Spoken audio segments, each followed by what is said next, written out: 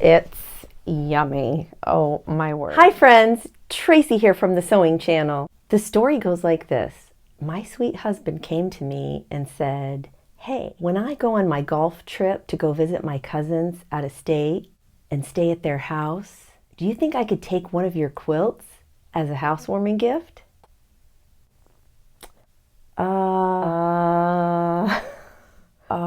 Which one? So he started to go through all my quilts, right? He's like, what about this one?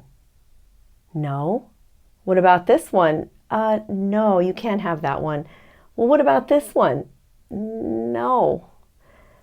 No. How many of you find it so hard to part with your quilts? It's like someone asking to give one of your children away. Not happening. Needless to say, I don't want to let my husband down. He told me their colors were gray and white. So that's what I'm going with. There's no time to waste. I need this quilt like yesterday. Enough talking already. We have a gray and white monochromatic Scrappy quilt to make. This is what I came up with when I started thinking about how I was going to make this monochromatic quilt. The first thing I did, of course, was go through all of my gray scraps. They could be any length, really, but I needed them to be a certain width, and so this is what I came up with. I cut 4-inch strips and sewed them together like chain piecing. 3-inch strips, 2.5-inch strips, and 2-inch strips. You're just going to chain piece these through as quick as you can. After you get all of these strips sewn up, you'll have a big long trail of them, depending though how many you cut in the first place. I had a ton. I then laid them on my cutting mat and cut them at 24 inches in length. One real quick note on these strips. I had a stack of dark and light in all different lengths, but remember it was the same width that I was sewing together, of course. I would first grab the dark and then the light and then another dark, and so that's how I figured the color out. I want this to end up being one big square. I'm going to pop a picture here of what that looks like. Because we cut these 24 inches, I want to keep adding strips until we get to 24 inches. So this is how I laid them out roughly. I have 1, 2, 3, 4, 5, 6, 7, 8, 9. I have 10 strips, but you may have 9 or 8 depending on how wide you ended up placing them. Here I have a 2-inch, a 4-inch, a 2.5, another 2.5, a 2, 3, or no, this is a 4. 3. So it doesn't matter though. You're just going to lay them out whatever looks good to you. One thing you want to make sure of is though to grab your widest piece, your 4-inch piece, and make sure that that is smack in the middle of this 24-inch wide area, because we're going to be slicing that down the center, so we want to make sure that we have that piece wide enough. Take it to your sewing machine, sew this together, then this together, then this together, and so on. And I will show you what that looks like here in a second. Since I'm pressed for time, I'm going to sew these up and then I will show you what that end result looks like. I just finger pressed at the sewing machine and went in later after I had attached all of the strips and then made sure, and then made sure that there was a really good press along every seam. No time for pinning, friends.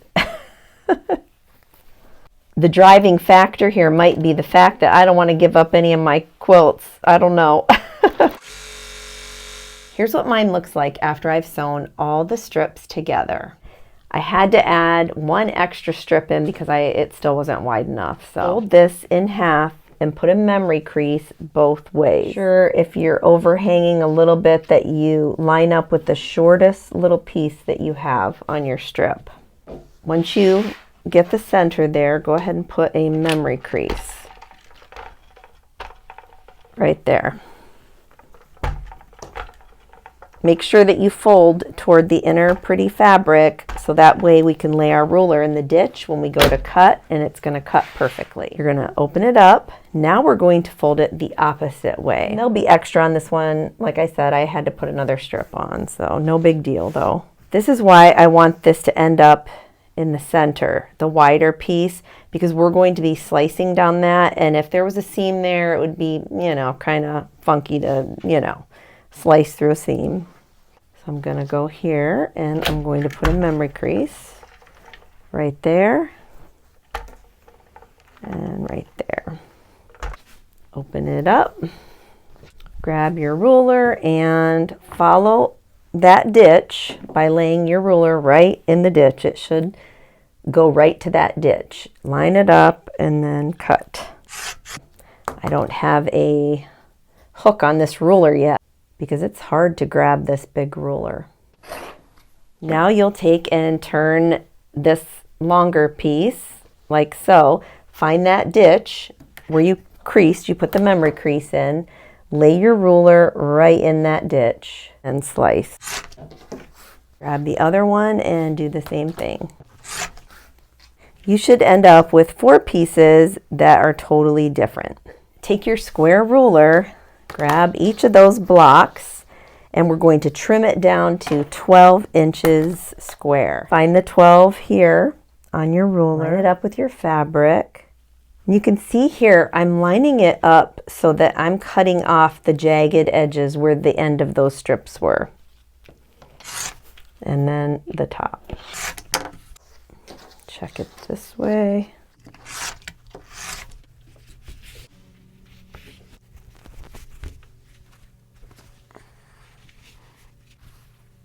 So this is what this block will look like if I were to mix up that striped big square into this big 4 patch. But I'm not going to do that. I'm going to take and mix and match with all of my other strip set squares. But honestly, just switching that up and it was all in the same block looks pretty good. Yeah, I like it. Let me get all those other strip sets cut up and we'll see what we have on my design wall. And through the magic of editing, bam! So here's my design wall so far. And as you can see here, I did add in a bunch of 12-inch solid or printed pieces that had gray in them. That's going to help me make this quilt a lot faster. But it still looks like I have to make one more big 24-inch strip block. So I'll go finish up those strip sets and then we'll, hopefully have this quilt top that we can sew together. The quilt top ended up being 70 by 70 and then I put a 5-inch border on the top and the bottom. For the batting on this quilt, I decided to go with a piece of white flannel. Now I love trying new things and I decided to try this woven stretch fusible made by Pellon. It's really thin and lightweight. Why would I use that? Well, it's really hard to sew 2 pieces of minky together. And so if you put this fusible down first where you're going to sew, that just stabilizes the fabric for any slippage. It's a really simple product to use. Just follow the directions and it's a lot better than using that press and seal where you have to rip all of that plastic out of your seam. I did not like that at all the last time I used it. So this is way better and it sewed together just beautifully. Here I'm showing you how I then matched up the seams after I put that fusible on, and then I did pop a bunch of pins in to make sure that there was no slipping at all. These are the 3 layers all together with that flannel on the inside. The flannel really does make a huge difference when you put it with minky. It's not too heavy, but it's just enough to keep you warm on a cold winter's night. And since I needed this quilt super fast to be done like yesterday, I ended up putting a big, huge meander all over the entire quilt. I just love a meander. It looks so professional and well done in the end.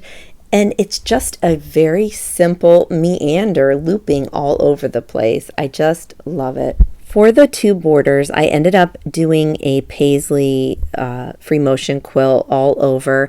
It was really hard to see because the fabric was so light and the thread matched so perfectly. I looped over a bunch of times over across each other, but it is what it is. It was staying. I was not unpicking it. Here's a shot of the back of the quilt with all the meandering. You can see how big and loopy, and it just looks great on this quilt.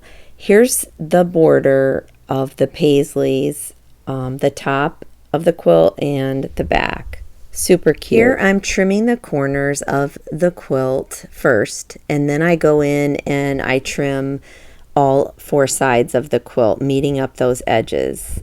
There's no doubt about it. I love to bind my quilts with a minky, so I just took the leftover pieces I had and I chose to either do the white and gray or the light gray and dark gray. So I ended up going with the dark gray and the light gray because that looked the best against the quilt. And I did cut the entire square. I think it was 2 inches.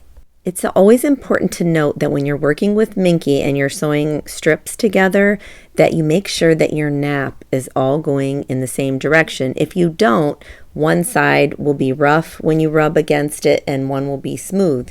You want the entire strip going in the same direction of nap. I chose to attach the binding to the front of the quilt first. Now I did use my Juki compensating presser foot. I absolutely love it. It has a chunky side that holds that fabric nicely so it doesn't veer one way or the other. I just attached it just like normal binding around the corners as well, and then I will pull it around to the back. I really do hope more of you try a minky binding. I've even put a minky binding just on a regular cotton and cotton batting quilt. It just elevates that quilt so much more when you put something soft all along the edges. Just try it one time, maybe on a baby quilt. I guarantee you, you will love it. It's also important to note that minky does not fray. Once you trim all those edges off, like I'll do, I don't show it here on video, but I do after I sew it on, like you see me doing here from the front, I will trim all of that off of the back. Okay, can we just take a look at this quilt right here? Oh yeah, I love it. I absolutely love this quilt. This quilt turned out so amazing. It's a keeper for sure. It's going to be a keeper for the person that it's intended for. Although I would love to keep this nuggy quilt, it has to go to the person it's intended for. This quilt's going to go down in my history books as one of my ultimate favorite quilts I've ever made. I know I say that about all the quilts, but you know what? This one I won't get to enjoy and cuddle underneath. I know someone will cuddle with this quilt and they will love it.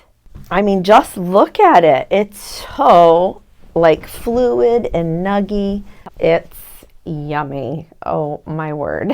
At the end of the day, I was really happy that my husband came to me and asked me for a quilt to give as a gift to one of his cousins. I have a ton of videos just waiting for you to explore. They're around me right now. Click on one of them and I'll see you in the next tutorial. Until next time on the Sewing Channel, take care.